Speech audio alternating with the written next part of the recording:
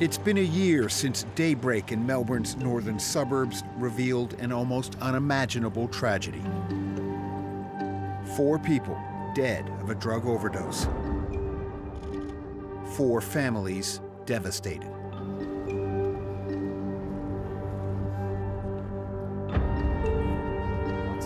One of those families is still struggling with the events of that day. I remember just almost collapsing on the floor, just in shock, because nothing made sense as to how this could actually happen. 42-year-old Carly Morse was one of those who died.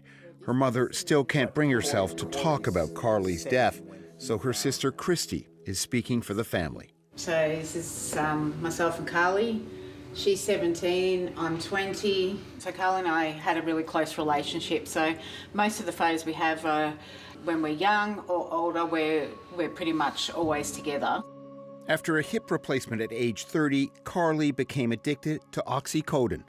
She struggled with drug addiction, but in recent years, Christy says her sister's life seemed back on track. But a decision to take cocaine with her partner turned out to be fatal. I certainly believe that Carly didn't take the cocaine that night thinking that there was anything in it that would kill them. That cocaine was laced with nitazenes, a synthetic opioid up to 50 times stronger than fentanyl. Victoria's coroner concluded about a year ago here in the Melbourne suburb of Broadmeadows, Michael Hodgkinson, Abdul El Sayed, Thomas Vale, and Carly Morse all likely inhaled what they believe to be cocaine, laced with a deadly amount of nitazenes. Within minutes, all 4 were dead. The fact that they all did it together, there was really no one there to potentially then, call emergency services. Victoria's coroner concluded the deaths were a warning of the deadly risks if everyone in a group ingests the same batch of drugs laced with nitazenes. They can stop breathing, become sedated, become blue in the face. These effects can onset within a few seconds. At the Victorian Institute of Forensic Medicine, head of drug intelligence, Jennifer Schumann, says nitazenes are becoming a major danger around the world and in Australia. These drugs are extremely potent and can cause overdose in as little as a few grains of salt. So for people who are tolerant to opioids, who have used opioids for a while, they can still cause overdose quite rapidly. But for people who are not used to using opioids, it can be a matter of minutes before it can lead to a fatal overdose. Nitazenes were initially developed in pharmaceutical labs in the 1950s, but were so powerful they were never approved for clinical use. Then, a few years ago, the world's heroin supply collapsed. The Taliban re-entered Afghanistan in 2022 and they placed a ban on opium cultivation.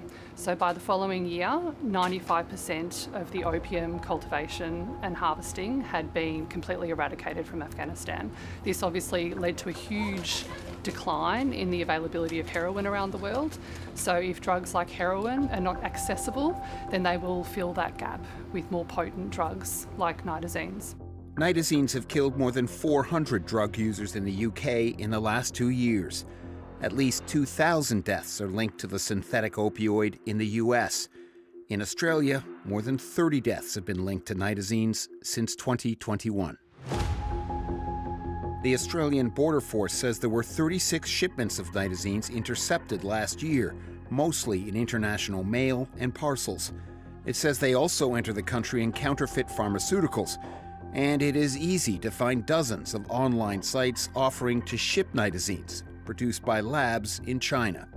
Public health officials say with the growing risk, pharmacists can help prevent overdose deaths by distributing naloxone, a medication that can reverse the effects of an opioid overdose. So basically this is naloxone. Not long ago, naloxone was only administered by needle. Not anymore. This delivers the medication as a spray, and you just spray it into the nose of your patient. It acts faster and it's easier to use.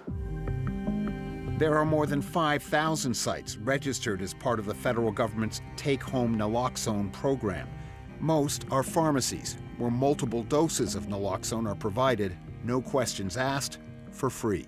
So this could save a life. Exactly. If you administer it on time, it will definitely save your patient. Yes, sir. And it has a very potent effect, and we encourage people to take it away home because this is subsidized by the government and they don't have to pay anything for it.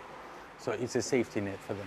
I've got something here for you. At the Southwest Sydney Local Health District, Dr. Mark Hardy warns nitazenes are even turning up in cannabinoid vapes, chosen by most users for a relatively mild high. Most people who came to us thought they were not using an opioid-containing vape at all. They were procuring, to their mind, a cannabinoid vape, so that they were after a completely different experience from the one that they received. The big risk from nitazenes in vapes isn't so much overdoses. So far, there's been one recorded death in New South Wales. Dr. Hardy says the bigger issue is cannabinoid users unknowingly ingesting a much more addictive drug than anticipated.